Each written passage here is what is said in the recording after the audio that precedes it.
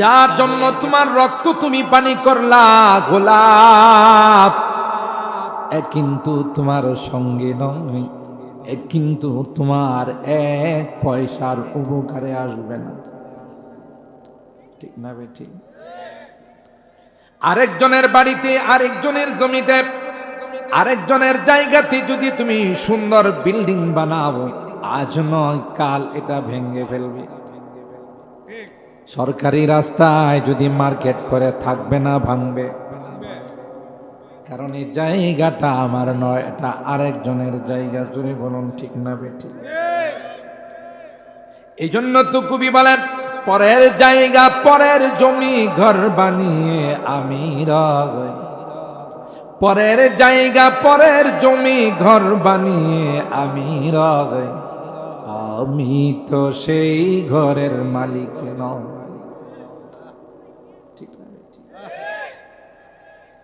আর হারাম আল্লাহ ক্লিয়ারলি বলে দিয়েছেন, এ পৃথিবীর মানুষেরা, দুইটা দল পৃথিবীর মধ্যে বসবাস করবে। একটা হবে রে আমার দল, আর একটা হবে শয়তানের দল। শয়তানের জান্নাত থেকে বের হওয়ার সময় আল্লাহর ইজ্জতের কসম করে কয়, ক্বালা ফাবিইজ্জাতিকা লাউযিয়ান্নাহুম আজমাইন। তোমার ইজ্জতের কসম, একটা বান্দাকেও আমি জান্নাতে আসতে দেব না। নাউযুবিল্লাহ। বাক্যটাকে যেভাবে স্ট্রং করার দরকার, যেভাবে মজবুত করার দরকার, শয়তান সেভাবে মজবুত করে কয়, একজনকেও জান্নাতে আসার জন্য দেব না। আর আল্লাহ ডাক দিয়া কয়, যা যা তোর যা শক্তি আছে তা নিয়ে তুই তোর মিশন চালা। এই যে আজকের যুবকদের মাহফিলে এসা যারা অনুতপ্ত হইয়া জীবনের গুনার জন্য তওবা করবে, জীবনের অবস্থাটাকে পরিবর্তন করে ফেলবে, আমিও আমার ইজ্জতের কসম করে বললাম, হাত তুলতে দেরি হবে রে, আমি আল্লাহ তাকে মাফ করতে দেরি হবে না।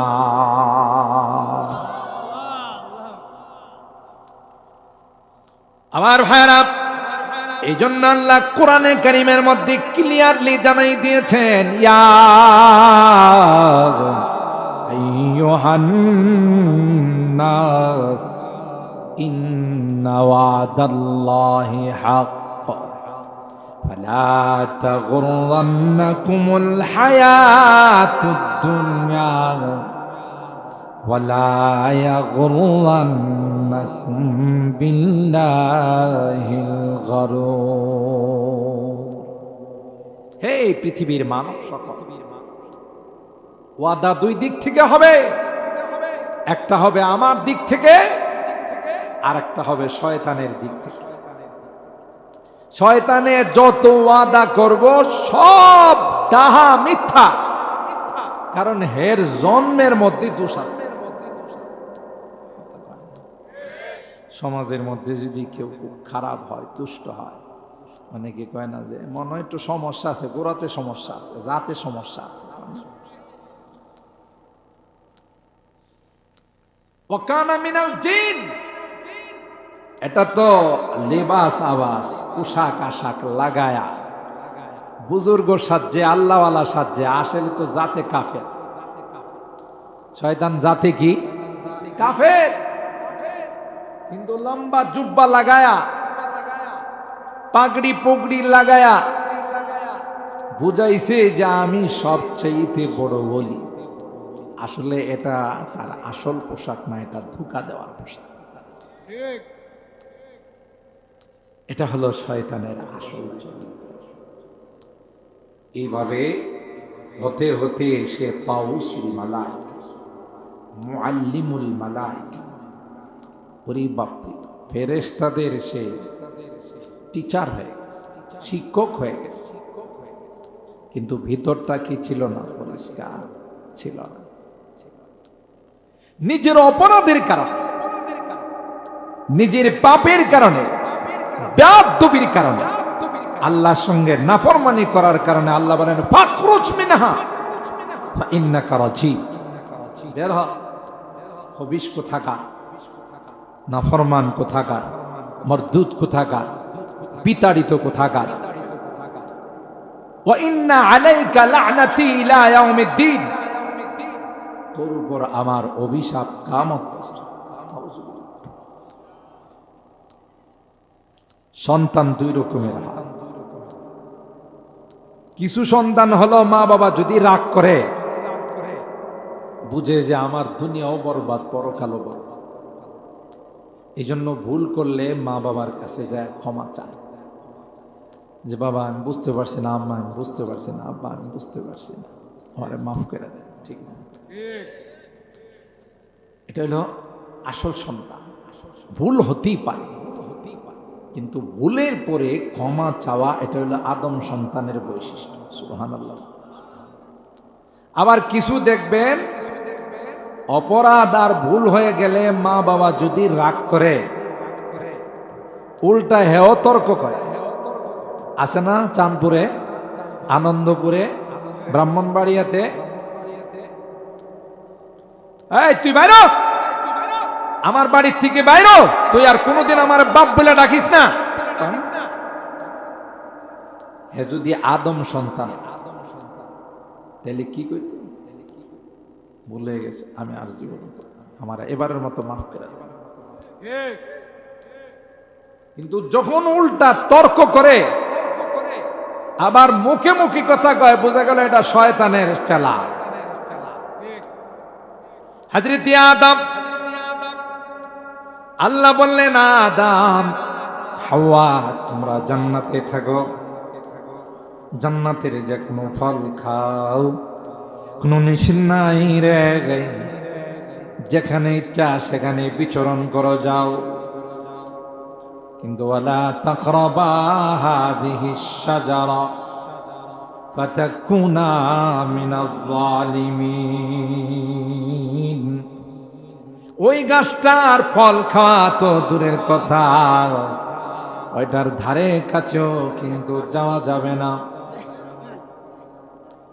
এখানে অনেক কাহিনী আছে, কারণ হযরতে আদমকে তো আল্লাহ জান্নাতের জন্য বানান নাই, দুনিয়ার জন্য বানাইছে। কোনো না কোনো অজুহাত দিয়ে তো আল্লাহ দুনিয়াতে পাঠাবেন, ঠিক না বেঠিক? এটার জন্য আল্লাহ বলেন সব খাও, কিন্তু এই গাছের কাছেও যেও না।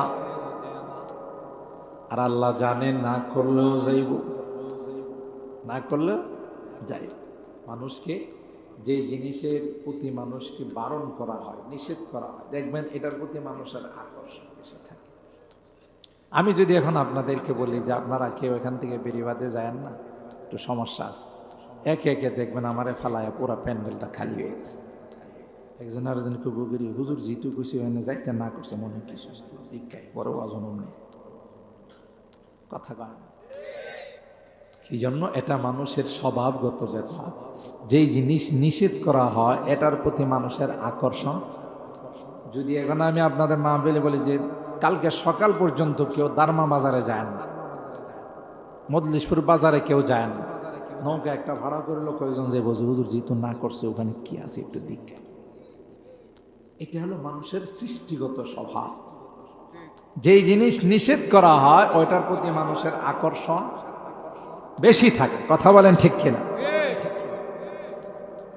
হযরত আদমকে আল্লাহ বললেন হে আদম সব খাও, কিন্তু এই গাছের ধারে কাছেও যেও না। এমনি তো তার মধ্যে একটা দুর্বলতা কাজ করে, সব খাইতে বলল, এটা কেন নিষেধ করলো? নিশ্চয়ই এখানে কোনো কিন্তু আছে। ইবলিস হযরত আদমকে সিজদা করে নাই, আল্লাহর হুকুম অমান্য করার কারণে আল্লাহ জান্নাত থেকে বের করে দিলেন। ইবলিস আল্লাহর কাছে শপথ করে আসছে যে আদমের কারণে, যে হাওয়ার কারণে জান্নাত থেকে বের হলাম, এদের একজনকেও পুনরায় জান্নাতে আসতে দেব না। আর হায়রাম ধোঁকা দিয়ে হযরত আদম আর হাওয়াকে জান্নাত থেকে বের করে দিল। নাউজুবিল্লাহ, জোরে বলি। আসলে তো আল্লাহ জান্নাতের জন্য বানায় না, আল্লাহ তো আদমকে দুনিয়াতে পাঠাবেন। আর শুধু আদম আর হাওয়া না, ঘর গোষ্ঠী সবাইকে নিয়ে জান্নাতে যাবে। সুবহানাল্লাহ।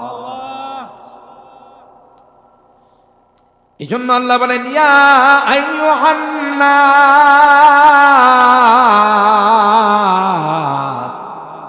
ইন্না ওয়াদাল্লাহি হক। হে মানব সকল, একদিক দিয়ে আমি আল্লাহ তোমাদের ওয়াদা করেছি রে, মিনাল বাসি ওয়াল হিসাবি ওয়াল জান্নাতি ওয়াস সিরাত ওয়াল মিজান। আমাদের মরার পরে কিন্তু আরেকটা জিন্দেগির সূচনা হবে। ওই জিন্দেগিটার নাম হলো বরজখের জিন্দেগি, কবরের জিন্দেগি। ঠিক না বেটি? মনে করবা না আমি মরে গেলাম, জিন্দেগি শেষ হয়ে গেল। সমাজে দেখবেন কেউ যদি অসুখে ভুগে, কেউ যদি কোনো কষ্টে থাকে, মাঝে মধ্যে কয়া বলে আল্লাহ আমারে মত দেয় না কিল্লে। সাবধান, এরকম বলবেন না, বরং বলবেন আল্লাহ আমার উপর যেভাবে খুশি আমিও সেইভাবে খুশি। তাইলে আপনি অসুস্থতার মধ্যে সবর করে, বিপদে সবর করে, ধৈর্য ধারণ করেও আপনি আল্লাহর জান্নাতের মেহমান হয়ে যাবে। ইন্নাল্লাহা মা'আস সাবিরিন, আল্লাহ ধৈর্যশীলদের সঙ্গে থাকেন। এই জন্যে এই কথা বলতে নাই যে আমার মৃত্যু হয় না কেন, সময় মতো হবে, এক সেকেন্ড আগেও নয়, আল্লাহর বিধান। কিন্তু আল্লাহ পাক আমাদের কি বলে দিলেন, এটা হলো ক্ষণস্থায়ী জিন্দেগি, চিরকাল এখানে থাকার জন্য আমি আল্লাহ পাঠাই না। কিন্তু তোমাদের সঙ্গে ওয়াদা করলাম, মিনাল বাথি 40 কদম তোমারে শুয়াইয়া এলাকার মানুষ আসতে দেরি হবে গো। মুনকার নাকির আয়সা তোমাকে ইন্টারভিউ নিতে, পরীক্ষা নিতে দেরি হবে না। কবরের মধ্যে বসাইবে আর বলবে তুমি যে এক জগৎ থেকে আরেক জগতে আসলা, দুনিয়ার জগৎ পাড়ি দিয়া পরকালের জগতে পা রাখলা, ভিসা লাগাইছনি, পাসপোর্ট আছে। বাংলাদেশ থেকে যদি ইন্ডিয়া যায়, বর্ডারের মধ্যে ধরবো না, সৌদি আরব গেলে, কুয়েত, কাতার, ইন্দোনেশিয়া, মালয়েশিয়া, তুমি তো এ দেশের নাগরিক নয়, তুমি এক দেশ থেকে আরেক দেশে আসলা, তোমার পাসপোর্ট কই, তোমার ভিসা কই? ঠিক কবরের মধ্যে রাখার পর দুইজন ইমিগ্রেশনের ফেরেশতা, দুইজন পুলিশ আসবে, যে পুলিশের নাম হলো মুনকার নাকির।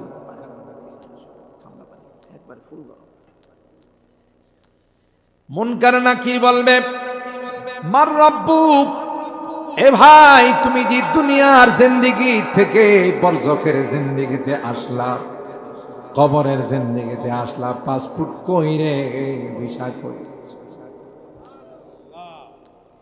আর পাসপোর্ট আর ভিসা আমাদের কাগজের পাসপোর্ট আর ভিসা নয়, এটা হলো তুমি বলো রে মার রব্বুক, তোমার রবকে।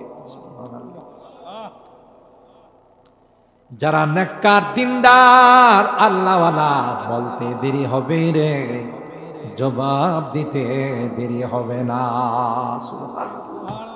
এই যে আপনারা কত মানুষ বাড়ি ঘুমাই রয়েছেন, কত ওয়াজ হই রে, ওয়াজে যাওয়ান লাগবো, ওয়াজে গিয়া কেড়া কিতা কিনা লাইছে,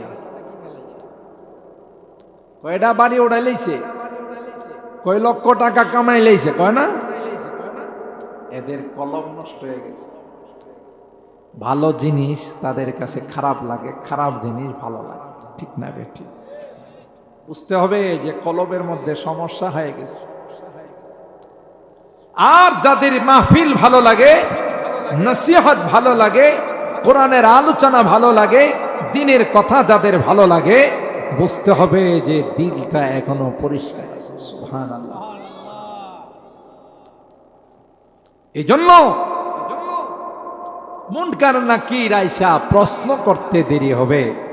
যারা শীতের মধ্যে ঠান্ডা পানি দিয়া উজু করে নামাজে গেছে, মাহফিলে বসে রয়েছে, কোরআনের কথা শুনছে, এরা মুনকার নাকির কইব, মিয়া বুঝো না, কম্বল বাদ দিয়া লেপ বাদ দিয়া যায় মাহফিলের নিচে বসে রয়েছি, ফ্লোরের মধ্যে, মাটির মধ্যে, তোমার এই প্রশ্নের জবাব দেওয়ার জন্য। মার রাব্বুক, যখন বলবে তোমার রব কে, জবাব দেবে রব্বি আল্লাহ, আমার রব আর কেউ নয়, আমার রব হলেন একমাত্র আল্লাহ। আপনারা আমারে প্রশ্ন করতে পারেন, হুজুর আমরা তো আনন্দপুরের মানুষ, শানপুরের মানুষ, আমরা তো বাংলা ছাড়া কিছু বুঝি না, আপনি বাংলা কইতাছেন, এই জন্য আমরা কিছু বুঝতেছি। ফেরেশতা যদি আমগো আরবিতে কয় তাহলে এটা তো বুঝবো না, কি কইতেছে না না কইতেছে, এটা কয় না, তখন আপনি আরবি বুঝবেন, আরবি কথাও কইতে পারবেন। সুবহানাল্লাহ। কে দিবেন এই শক্তি? এখন যে বাংলাতে কথা বলেন, এই শক্তি কে দিছে? আরবরা যে আরবিতে কথা কয়, কে দিছে? আমেরিকানরা যে ইংলিশে কথা কয়, এই শক্তি কে দিছে? ইন্ডিয়াওয়ালারা যে হিন্দিতে কথা কয়, এই শক্তি কে দিছে? পাকিস্তানওয়ালারা যে উর্দুতে কথা কয়, এই শক্তি কে দিছে? মানুষের ভাষা, মানুষের কথা বলার শক্তি কে দিছে? আর রহমান আল্লামাল কুরআন খালাকাল ইনসানা আল্লামাহুল বায়ান।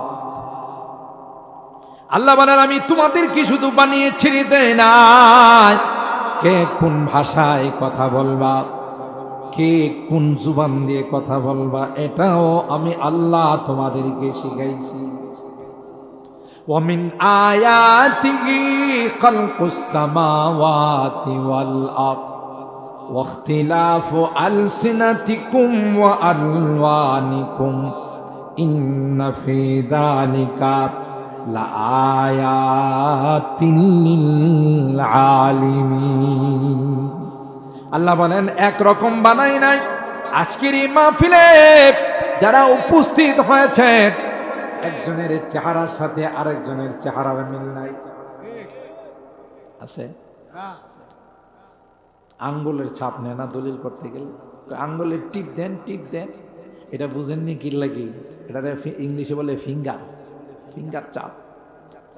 এই যে আমার বৃদ্ধ আঙ্গুলের যে দাগগুলো আছে, এটা পৃথিবীর কাহারোর সাথে মিলবে না। সুবহানাল্লাহ। কালকে কয়ে এই বেশকমটা কে করছে? এই জন্য যারা সিগনেচার করতে পারে না, তাদেরকে বলেন যে আপনি বৃদ্ধ আঙ্গুল দিয়া চাপ দেন, টিপ দেন। একটা মানুষের আঙ্গুলের সাথে আর একটা মানুষের আঙ্গুলের মিল নাই। এটা তো স্বাস্থ্যমন্ত্রী বানাইছে, হ্যাঁ? এফসিবিএস এফআরসিএস করা ডাক্তাররা বানাইছে, এমবিবিএস ডাক্তাররা বানাইছে। কে বানাইছে? আল্লাহ। আল্লাহ বলেন, গোলাপ একরকম করে বানাই নাই। একজনকে লম্বা, আরেকজনকে খাটো, একজনকে সুন্দর, আরেকজনকে কালো করে বানাইছি। কে বানাইছে? আল্লাহ। এটার মধ্যে দুনিয়ার কোনো মানুষের হাত নাই। আল্লাহ বলেন, আসমানটাকে বানাইলাম, জমিনটাকে বানাইলাম, গোটা আসমানের মধ্যে কোথাও কোনো রকমের পিলার নাই। জোরে বলুন ঠিক কিনা? পারবে দুনিয়ার কোনো মানুষ একটা সামিয়ানা বানাইতে পিলার ছাড়া? কথা বলেন। এ মুসলমান, খুব ভালো করে মনে রাখেন, আল্লাহ পাক রব্বুল আলামিন গোটা আসমানটাকে বানাইছেন, কোথাও একটা পিলারও নাই। জোরে বলুন সুবহানাল্লাহ। দেখেন, যদি নদী ভরাট করেন, পুকুর ভরাট করেন, পানির মধ্যে যদি বালু ফালায়, এটা নরম থাকে না শক্ত হয়? নরম। আস্তে আস্তে যখন শুকায় তখন আস্তে আস্তে এটা শক্ত হয়। আল্লাহ বলেন গোটা পৃথিবীটাকে আমি আল্লাহ পানির উপর মাটি বানাইলাম। ও বান্দা, তোমাদের চলাচলের মধ্যে সমস্যা হবে, এই জন্য তোমাদের যেন কষ্ট না হয় আমি আল্লাহ বিভিন্ন জায়গাতে বড় বড় পাহাড় বানাই দিলাম। পাহাড় কি ভূমিমন্ত্রী বানাইছে? যে মন্ত্রীর দায়িত্ব আছে জমি জমা রেজিস্ট্রেশন করা ইত্যাদি, এই মন্ত্রী বানাইছে? কে বানাইছে? আল্লাহ। কোন জায়গাতে বালুর পাহাড়, কোন জায়গাতে পাথরের পাহাড়, কোন জায়গাতে মাটির পাহাড়, কে বানাইছে? আল্লাহ বানাইছে। সুবহানাল্লাহ। আল্লাহকে এই দিনই একটু চিন্তা কর। তুমি যখন দুনিয়ার থেকে যাবে কবরে জিন্দেগিতে, তখন প্রথম প্রশ্ন হবে মার রব। আরবিতে প্রশ্ন হবে, আরবিতে জবাব হবে। যে আল্লাহ বাংলাতে কথা বলাইতে পারেন সে আল্লাহ আরবিতেও ক্ষমতা আল্লাহর আছে না? আল্লাহ কথা বলাবে, বুঝার শক্তি দিবে, যিনি শুনবে সেও বুঝবে, বলতেও। প্রথম প্রশ্ন হবে মার রব্বুক, তোমার রবকে। যারা ইমানদার নেককার, যারা কষ্ট করে নামাজ পড়ে রোজা রাখে, কোরআনের মাহফিলের মধ্যে আসে, সাথে সাথে বলবে রব্বি আল্লাহ, আমার রব আর কে নয় রে, আমার রব হলেন আল্লাহ।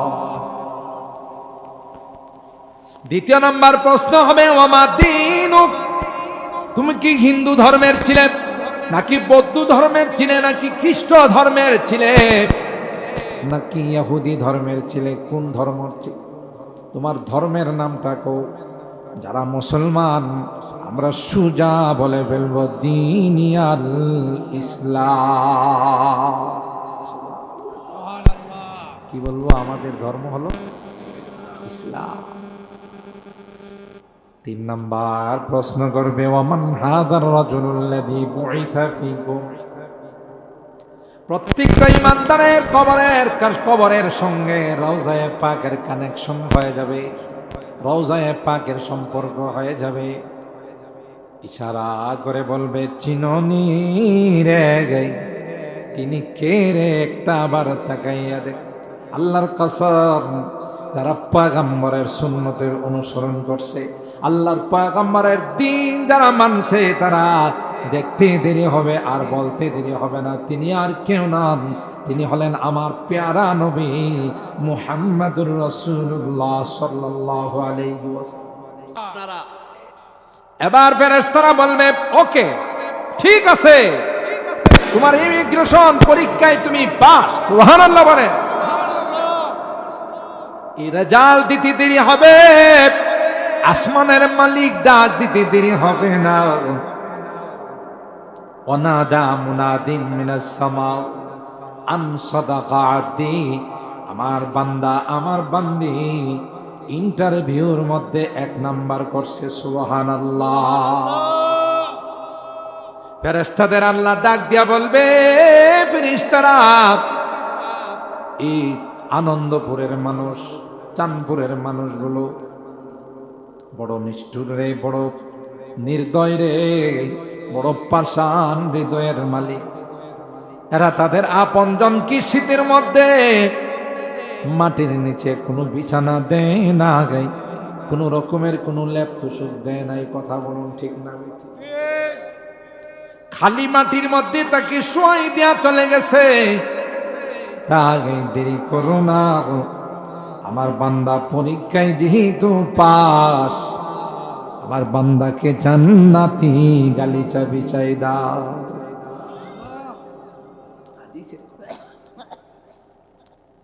ওয়াজ তো শুনি আমরা, কিন্তু নিজেদের সদাই করার ওয়াজ কি নিয়ে আমার কবরে যাইতে, পাসপোর্টটা রেডি আছে কি, ভিসাটা রেডি আছে কি, আর ভিসাই বাকি, পাসপোর্টই বাকি, বুঝতে হবে। আর এটি বুঝার জন্য এই সকল দিনের মাহফিলগুলো বসে আমার কাছ থেকে মনে করেন 1 ঘন্টা কিচ্ছা শুনলেন, মাশাআল্লাহ। আমিও যদি শুরু করি আপনারা 3 ঘন্টা উঠবেন, বলবেন জি জি মজার ওয়াজ করছে, কিন্তু এতে আপনি পাইলেন কিসসা কাহিনী শুনে চলে গেলেন। কিছু সঙ্গীত শিল্পী এসে আপনাদেরকে কিছুক্ষণ ওয়াজ করলো, কিছুক্ষণ সঙ্গীত শোনাইলো, আপনার কি পাইলেন? এখানে যে কষ্ট করে শীতের মধ্যে বসে রইলেন। আল্লাহ তো বলেন যে তুমি তোমার পরকালের সামানটা ব্যাগে থুইছো কিনা দেখো, তোমার পরকালে যাওয়ার প্রস্তুতি আছে কিনা, রেডি হইছো কিনা দেখো। এই জগতের পরেই তো কবরের জগৎ। কবরের জগৎটা বড় কঠিন জগৎ। হযরত উসমান ইবনে আফফান রাদিয়াল্লাহু তাআলা আনহু, যাকে যিন্নুরাইন বলা হয়, দুই নূরওয়ালা, আল্লাহর হাবিবের দুই মেয়েকে একজন মারা যাওয়ার পর আরেকজনকে বিয়ে করেছিলেন। এই জন্য তাকে দুই নূর পয়গম্বরের দুইজন কলিজার টুকরাকে বিয়ে করেছেন। আল্লাহর নবীর দুইজন জান্নাতি মেয়েকে বিয়ে করেছেন। এই জন্য উসমান ইবনে আফফানকে যুন্নুরাইন বলা হয়। আল্লাহর হাবিব এত ভালোবাসতেন উসমানকে, ডাক দিয়া কর, আমার যদি আরেকটা মেয়ে থাকতো রে, উসমানের মতো এত নেককার জামাইয়ের কাছে আরেকটা মেয়ে বিয়ে দিত। উসমান ইবনে আফফান অনেক ধনী সাহাবী ছিলেন, নিজের সম্পদ সব আল্লাহর রাস্তায় বিলিয়ে দিয়েছেন। বুখারী শরীফের মধ্যে আসে, সাহাবায়ে কেরাম পানি পান করার জন্য কিছু পান না। ইহুদির একটা কুয়া আছে, 400 দিরহাম দিয়ে কিনা লাগে। ও ভাই, তখনকার 400 দিরহাম এখনকার 400 কোটি। আল্লাহর হাবিব বললেন, কে আছো? এই কুয়াটা আমার সাহাবীদের জন্য কিনে দিবা, আমি তার জন্য জান্নাতের ওয়াদা দিলাম। জোরে সুবহানাল্লাহ। উসমান দাঁড়াইয়া কয়, লাব্বাইক ওয়া সাদাইক ইয়া রাসূলুল্লাহ। ওগো পয়গম্বর, আপনার সাহাবী উসমান থাকতে এই কাজ আর কেউ নয়, উসমান 400 দিরহাম দিয়ে এটা কিনে দিবে। दुनिया ये सखावत में तेरा नाम रहेगा, दुनिया ये सखावत में तेरा नाम रहेगा, उस्मान तेरा नाम से इस्लाम फैलेगा, दुनिया ये शुजाअत में तेरा नाम रहेगा, दुनिया ये शुजाअत में तेरा नाम रहेगा, हैदर तेरा नाम से इस्लाम फैलेगा। খাইবরের যুদ্ধে পয়গম্বর বলেন, পতাকা আরেকজন সাহাবী হাতে নিবে গো। যেই সাহাবী হাতে নেওয়ার পর আর মুসলমান পরাজয়ের চেহারা দেখবে না, আল্লাহ তার মাধ্যমে বিজয়ের চেহারা দেখাবে। তিনি কে? শেরে খুদা হযরতে আলী কাররামাল্লাহু ওয়াজহা। হযরতে উসমান এত বড় সাহাবী, ইসলামের 3 নম্বর খলিফা, মুবাশশার বিল জান্নাত, দুনিয়াতে থাকতেই জান্নাতের সুসংবাদ পেয়েছে। হযরতে উসমান যখন গুরুস্থানের পাশে যান, উসমানের কান্না ধরে রাখতে পারেন। উসমান কান্দে রে, চোখ দিয়া পানি পয়রা, গাল ভাসে, দাড়ি ভিজে, পানিগুলো টপ টপ করে পড়তে থাকে। সাহাবায়ে কেরাম বললেন, উসমান, জান্নাতের আলোচনা হয়, জাহান্নামের আলোচনা হয় রে উসমান, তোমাকে এত কান্দে দেখি। উসমান, কবরস্থানের কাছে গেলে তুমি এত কেন কান্দো? হযরত উসমান ইবনে আফফান বলেন, এ সাহাবীরা রে, আল কবর ইন্নাল কবরা আউয়ালু মানজিলিন মিন মানাজিলিল আখিরা, পরকালের যে ঘাটিগুলো শুরু হবে রে, যেখানে চেক শুরু হবে, যেখানে প্রশ্ন শুরু হবে, প্রথম ঘাটি হলো, প্রথম চেক পোস্ট হলো কবর। কবরে ইমিগ্রেশনের ফেরেশতার কাছে যদি আমি ধরা পড়ে যাই, তাইলে বাকিগুলো আমার জন্য কঠিন হয়ে যাবে। আর যদি এখানে পার পায়া যায়, বাকিগুলো আমার জন্য সহজ হয়ে যাবে। আমি জানি না আমি কবরে ধরা পড়ব না ছাড়া পড়ব। এই জন্য কবর দেখলে আমার কান্না আসে রে, আমি নিজেকে কন্ট্রোল করতে পারি না। ও ভাই, নবীর সাহাবী ওসমান ইবনে আফফান, ইসলামের 3 নম্বর খলিফা, আল্লাহর পয়গম্বরের 2 মেয়ের জামাই, জান্নাতি সুসংবাদ প্রাপ্ত সাহাবী ওসমান যদি কবর দেখলে কান্দে, তাইলে আমার আপনার কি অবস্থা হবে? জোরে কোন সুবহানাল্লাহ। ওসমানের যদি অবস্থা হয়, তাহলে আমার আপনার কি অবস্থা হবে? হযরতে আবু বকর গাছের ঢালে যদি পাখি বসা দেখছে, পাখির দিকে তাকিয়া আবু বকর কান্ত আর বলতো, ইয়া লাইতানি কুনতু আখরাসা ইল্লা আন যিকরিল্লাহ। আল্লাহ, আমি যদি পাখিটার মতো হয়ে যাইতাম তাইলে কত ভালো হতো। এই পাখিটার কোনো হিসাব নাই, আমি আবু বকরের হিসাব হবে রে, আমি আবু বকরের জীবনের হিসাব নিকাশ দিতে হবে। সুবহানাল্লাহ। জমানা বয়ক হালে रहता नहीं, जमाना बैक हाल रहता नहीं, गुज़िश्ता ज़माना फिर आता नहीं, गुज़िश्ता ज़माना फिर आता नहीं। ও ভাগ, যায় দিন আর কোনোদিন ফেরত আসে। 2023 সন কি আর কোনোদিন পাওয়া যাবে? 24 সন শুরু হয়ে গেছে, 24 যাবে রে, 25 যাবে। জামানা কাল তার গতিতে চলতে থাকে। 24-এ আমি থাকবো না, 25-এ উমুক থাকবে না, 26-এ উমুক থাকবে না, কিন্তু জামানা তার গতিতে চলতে থাকবে। मौत जिस दिन आ गई मुर्दा की हालात क्या हुई, मौत जिस दिन आ गई मुर्दा की हालत क्या हुई, रूह तन से उड़ गई मुर्दा की हालत क्या हुई। আমার এই পিঞ্জিরার থেকে, খাসার থেকে পাখিটা যখন উড়ে চলে যাবে, কি হবে? আমার আশপাশে মানুষগুলো কাঁদবে, হায় হায়, আমার সন্তানদের আর্তচিৎকারে আকার বাতাস ভারী হয়ে যাবে।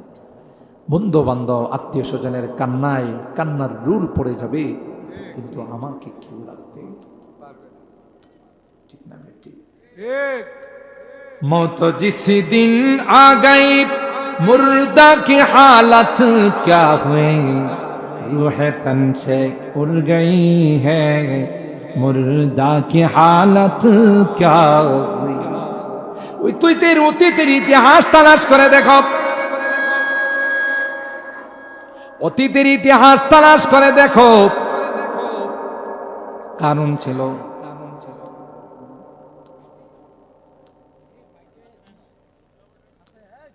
আল্লাহ। ঠিক আছে, আল্লাহ, হ্যাঁ ঠিক আছে। কারণ ছিল, হামান ছিল, নমরুদ ছিল, ছোটখাটো ছিল না, বড় ছিল, ঠিক আছে। পাওয়ারফুল ছিল না, শক্তিশালী ছিল না, আছে না গেছে। কুজা কারুন, কুজা ফিরআউন, কুজা নমরুদ, শুধু হামান, কুজা শওকতে শাহ, কুজা তখতে সুলাইমান। कैसे कैसे ताजदारा बादशाह चल बसे, ओ खजीना बाला खाना शान शौकत क्या हुई। সব চলে। মোহতারাম হাজিরি, সময় শর্ট, আমি শব্দটার উপরে আলোচনা শুরু করছি যে আজকের এই মাহফিল আনন্দপুর উত্তরপাড়া হিজবুল্লাহ অত্যন্ত চমৎকার একটি অত্যন্ত সুন্দর একটি শব্দ। পৃথিবীতে আমরাও চাই কিয়ামত পর্যন্ত আল্লাহর দলের হয়ে থাকবো, ঠিক না বেঠিক?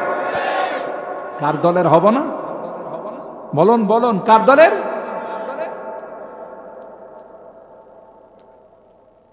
আল্লাহর দলে থাকবো, ঠিক না বেঠিক? কার নয়? শয়তানের দলের নয়। কারণ শয়তান জান্নাতে যাবে না জাহান্নামে? বলেন, শয়তান কোথায় যাবে? তাইলে শয়তানের দলের যারা, ওরা যাবে কোথায়? যারা নামাজ পড়ে না, রোজা রাখে না, হালাল খায় না, হারাম খায়, জুয়া খেলে, মদ খায়, আছে না নাই? ওরা কার দলে? বলেন বলেন, কার দলে? যারা নামাজ পড়ে, রোজা রাখে, আল্লাহ বিল্লাহ করে, হালাল খায়, হারাম খায় না, আল্লাহর হুকুম মানে, নবীর তরিকা মতো চলে, এরা কাদের দল? কোরআনে আল্লাহ বলেন, আল্লাহ ইন্না হিজবাশ শাইতানি হুমুল খাসিরুন, শয়তানের দলের যারা হবে তারা চিরকালের জন্য ক্ষতিগ্রস্ত হয়ে যাবে। কে বলছে? আল্লাহ, ইন্না হিজবাল্লাহি হুমুল মুফলিহুন, আর যারা আল্লাহর দলের হবে, আল্লাহর কথা মতো চলবে। আল্লাহ বলেন, দুনিয়ার জিন্দেগিটা আমার কথা মতে চলো, আমার পয়গম্বরের তরিকা মতো চলো, পরকালের জিন্দেগিটা তোমার মতো করে তুমি চলবা, তোমার কোনো কিছুর অভাব হবে না, ঠিক না বেঠিক? আমি ধন্যবাদ জানাই, মোবারকবাদ জানাই আমার এই যুবকদেরকে, যারা এই সংগঠনের এই সুন্দর নাম দিয়ে আজকের এই সুন্দর আয়োজন করেছেন। আল্লাহ আমার এই যুবকদেরকে জান্নাতি যুবক হিসাবে কবুল করুন। আরো জোরে বলুন আমিন। এরা যেন সামাজিকভাবে